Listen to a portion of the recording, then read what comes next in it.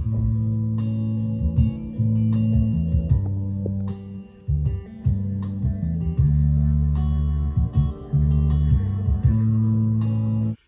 Mr. Fantasy Baseball. Ooh, I came up to you. Hey everybody, how's it going? My name is Keith. Oh boy, this is our first foray into a video podcast, and this is called Dear Mr. Fantasy Baseball. I'd like to introduce you to my good friend Pete. Pete, go ahead, my friend, and introduce yourself. Thanks for watching. Yeah, this is a very brand new for us, so bear with us. We've been doing fantasy baseball for about 25 years. We were just thinking, I think it was about 2000 when we started, so close to 25 years. So yeah, we just like it too much, probably. No our wives are not happy with us, but it is what it is. It is what it is. Yeah, no, we've been playing in the same league for the last almost 25 years. Yep. It's a points league, a season-long points league, not head-to-head. Never done rotisserie ever. It's always just been points. Yep. And then and it's we like it a lot. And I think what the focus of this podcast is going to be, and especially this episode, is going to be looking for not your kind of obvious players. We're looking for more say 3rd, 4th, 5th, 6th, 7th round players that are going to hopefully take you to the title. Put you over the edge. Yeah, that's really what we're hoping for. So the show is meant to be informative, but it's also meant to be a little silly. So one of the things that I want to make sure and do every episode is do something silly. And I've told Pete, I'm going to spring a silly thing on you, and you got to react to it, and we'll see what he says. So my daughter has a friend who has dogs. Okay. And this dog that they have is a corgi, which in itself is funny, right? Overrated. I mean, yeah, people love these dogs. I think because they're little dogs with big heads, right? Yeah, they're short and squatty. The legs are super short. I'm a dog guy. I mean, I have a super overrated dog. Yeah. With Labradoodles. I have the second overrated dog, I guess. But anyway, it's all good. Cool, corgi. Anyways, so it's a corgi, but that's not really what I'm getting at. The idea is the dog's name, human name. Oh, it can be funny. Yeah. Oh, no. His name? Jeff, Brad. Todd. Love it. Nice. The problem is, though, every time my daughter comes up, she's like, yeah, she's telling me a story. Sure. She's like, yeah, and Todd was, and I'm thinking it's like a 9-year-old. Sure. Todd was jumping on me. Sure. I'm like, Todd was licking me. Makes no sense. So there we go. Human dog names are great. But I like the Max, the Gus, Rex. Those are good human dog names. Absolutely. So those are more like names that happen to be dog names. All right. Sure. There you go. Okay. Very good. Okay, so without further ado, then let's move into the actual baseball part of this. Like we said, we've been doing a season-long points league for the last 25 years. How many titles do you have, Mr. Pete? Look at him. How many? 5. I missed it. Okay. I think I've won 3 or 4, maybe. I thought it was 2. Anyways, 3. I think it's definitely 2, and I think it's 3. And should have researched that. I should have researched that. Our friend Jay, who you'll probably be mentioned all the time on here, even though I don't think he wants to be mentioned. Exactly. He's married to they're married to sisters. We might be married to sisters. So he has, I think he's one of 7 or something. Very annoying. So there's like a collection of half of us in our league that has 1, and then there's like another. They don't really care that much and just or they're just they're not there yet. They have other things to do. So anyways, all right, so as far as today's episode, I'm using episode here. We're looking at surprises from last year, and then we're looking at how are these players going to do this year and what we think our prognosis is going to be. So, should we say what happened, how we did last year? Sure, if you'd like. Well, to. it's bad only for me. I'm acting as if I did well last year, yeah. And I did. I led the whole league. I led the league for the last 3 months. Sure. Yeah. Ended up losing on the last day. Is that bad? Yeah. Well, let's see. It was 8,000 points. So I mean, I had a horrible day, and it was just me and another guy, and it was. So I lost it literally on the last day. And then what place did you come in? I don't even know. 5, 6. Yeah, something like that. You don't even know. Yeah, don't even know. As long as it's not first place, it doesn't really matter. So anyway, I'm going to go ahead and give it over to my buddy Pete. He's going to start with his surprises from last year and hopefully kind of his diagnosis of what's going to happen this year. People that I'm interested in. So this is a guy that I'm interested in, and it's Michael King. He started as a reliever for the Yankees. And then in about late August, he took over, or didn't take over, but went in as a starter. He had 8 starts. And over that time, he had a 1.88 ERA, which is great.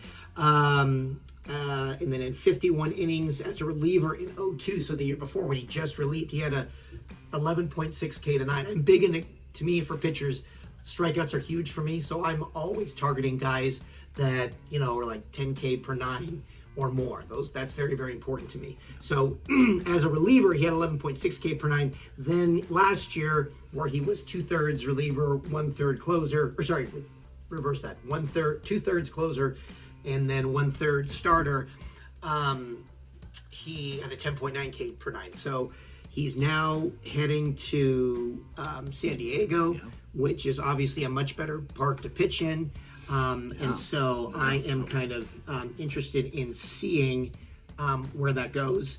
And like I said, 8 starts, looked very good. So I'm curious to see where he goes, a better environment. And he's obviously got some potential there. So I'd like to see a whole full season of that. And I will be looking at him or targeting him later in drafts. Probably I like him as like a 4th starter. Wow, you like him that 4th or much? 5th, Okay. maybe 5th. It's funny. I think I had him as one of my closers. You did. For a while. You dropped him in June, and I picked him up. And he is lights out. I mean, that whole Yeah. back end of that Yankee rotation, they got like 3 or 4 guys that are just like lights out. And so for him now just to be given kind of the opportunity to start in San Diego, of all places, by the way, which you would hope they'd be a little bit better this year. I have no idea. Yeah, who knows?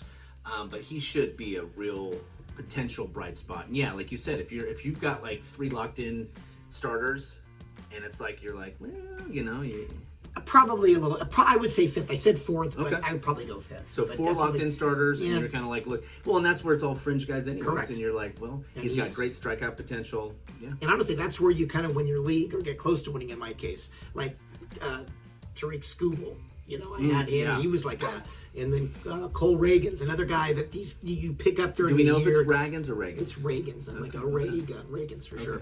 okay. Real quick experience, last thing on Michael King. Personal experience with him. He was one of the reasons why I lost on the last day. I pitched him, and he got blown up. -4 points, and so he was one of the reasons that I lost. I pitched a couple guys against the guy that I was competing with, and he had a much better day than I did, and we just flip-flopped. I think I was 60 points ahead going into the last game, and he did not help. So despite that, he's not kryptonite to me. I'm going to still look at him. It's funny. Yeah.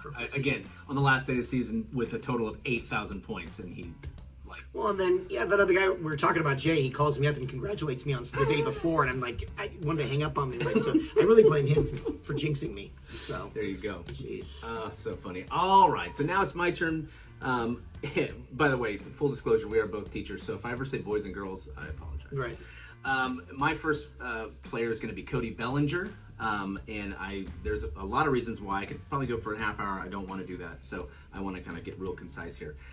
Last year, the guy went crazy.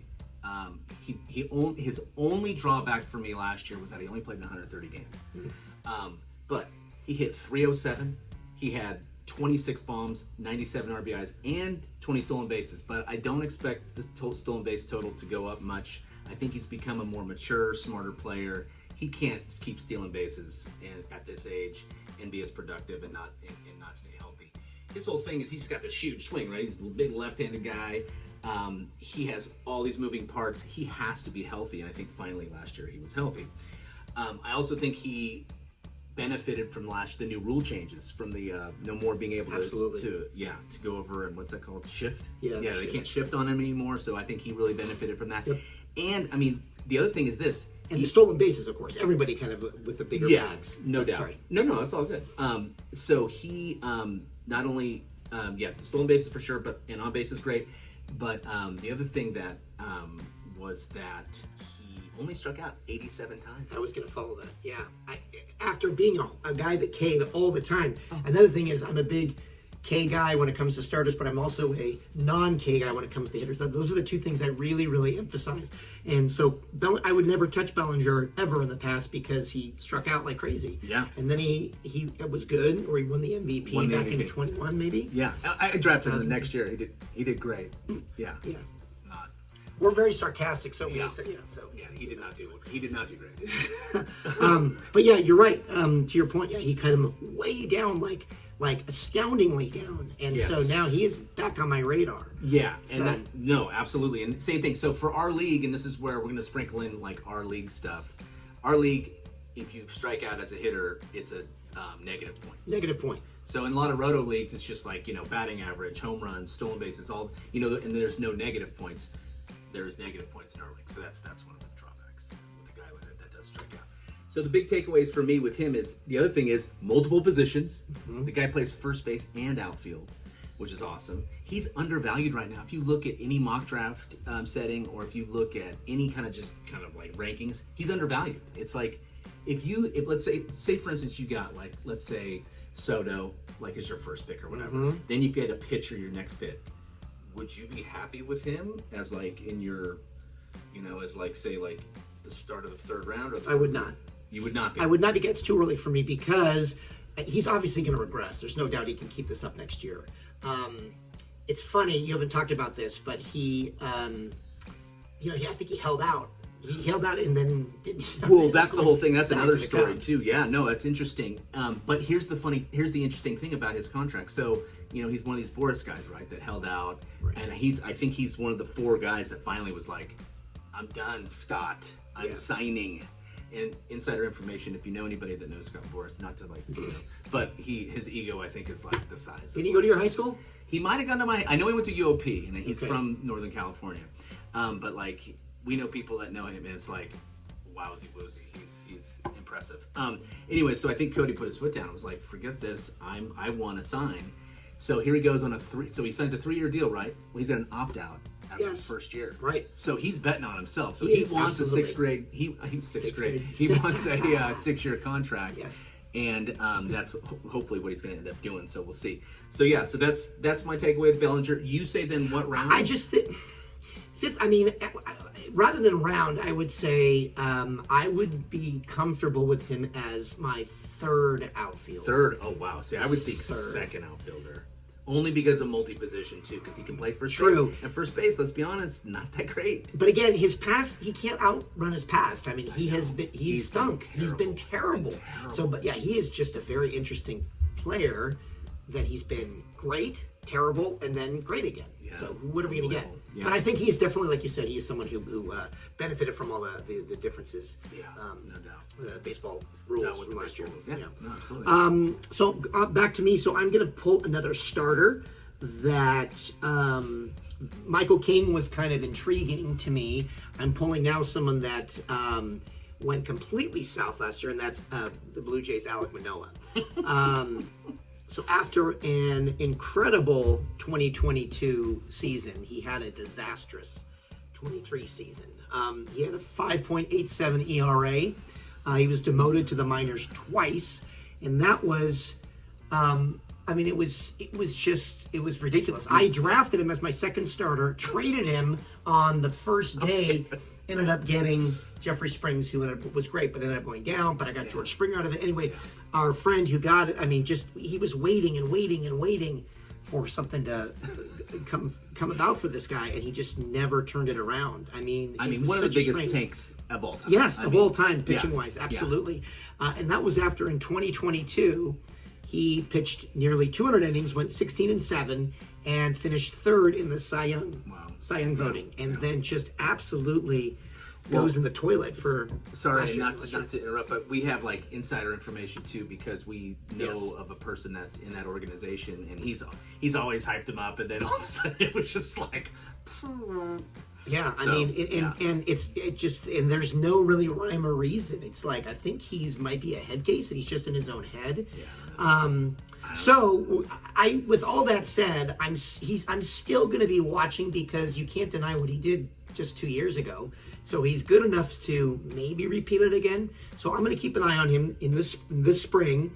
And I noticed before he had a game yesterday, they were showing him pitch off the mound. He's lost some weight. His fastball is popping the glove. It's coming out of his hand quick.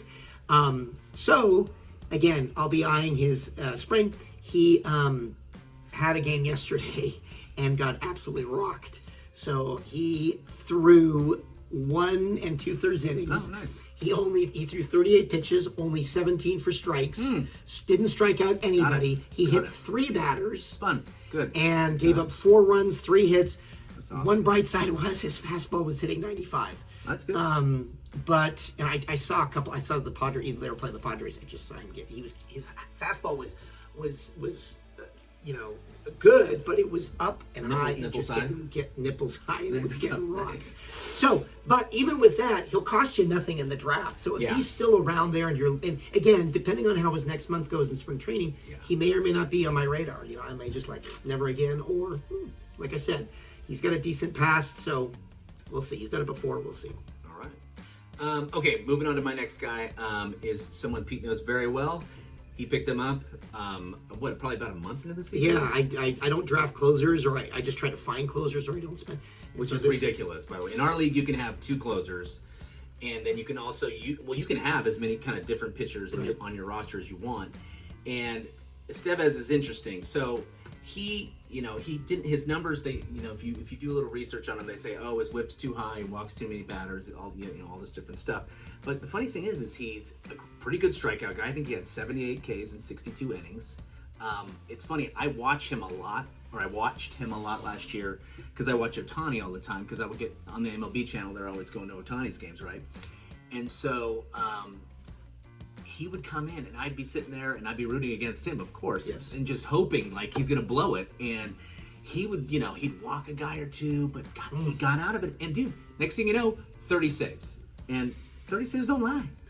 Yeah, but look at that ERA. You want an ERA, a closer that's close to a 4.0 ERA. When he tanked, he tanked hard. He blew a save. He only blew 4, dude. I know, but they were bad. Well, that's why he's got almost 4 ERA. So interestingly enough, reading up a little bit more on him, he's got a brand new outlook this year. Don't they all? Isn't it funny? It's like everybody's got a brand new mindset or whatever. He's got a brand new outlook. I do like how the Angels handle their bullpen. So they're not like the Rays. They're not like, oh, we're going to put in this person or this person depending on matchups. They usually kind of set it and forget it with their closers, which is always great. And then again, 31 walks in 63 games. Again, it's like, it's not great. But again, a lot of those times, those walks were 2 or 3 or 4 when he blew blowing a game. Although I did see him, it was funny. He walked the bases loaded. I'm like, yes! I'm like, Pete's going to get a blown save. It's going to be great. We're going to be like, yes. Got out of it. Yeah. Got out of it. Pop-up double play or something like that. But no, he white knuckles you all the way to that save. The other last thing with him, and we'll move on, is that, your guy, former A's infield coach. He's Ron Washington. Yeah. Wash just gave him the seal of approval, baby. What, really? He's the closer, baby. Okay, that was going to be my last thing, was that it's still up for debate. No. Wash said he's the closer, baby. It's going to be great. Somebody, I can't recall who it is. I thought somebody was really going to give him a run. Okay, all right. Well, if you say so. When was that? That was literally today. Wow, interesting. That's boom, nice. Boom. Nugget Love for you guys. Wash. There you Love go. Wash. There we go. All right, so I've gone starter. I'm going to end with a player. One of my favorite players to draft, and I will be targeting early, because again, this is on a points league. It's Alex Bregman, third baseman for the Astros. Love the guy, a little short guy with little guy syndrome that just is. You don't like him that much. He's hard to root for because of his face, but he, man, let me tell you why I like him so much. First of all, he's much better in our league because I think he is a total outlier for our league, because we're points versus roto, and he does much better. He goes way higher, 3 or 4 rounds higher in points leagues than he does roto leagues, because of what he gives you. And what he gives you is probably the best plate discipline of any hitter in the league. Yes, it's Alex Bregman. I always say Lance. I always say Lance Berkman. There you go. Alex Bregman. So this is what I want to throw back at you. So he was only one of 3 players with more walks than Ks. When I hear that, I salivate, because again, like I mentioned, Ks for batters to me is my absolute kryptonite. I stay away. So I will never be drafting Aaron Judge. I'll never be drafting Avisail Garcia. I'm just all these guys that K close to 180 times. Even Trout, I'm I'm probably going to stay away from, even though he's intriguing because you can get him so late, but he'll still strike out 150 times, which is I don't want. I lead the league in least amount of strikeouts every year, and I'm very proud of that. Yeah. So I want you to give me.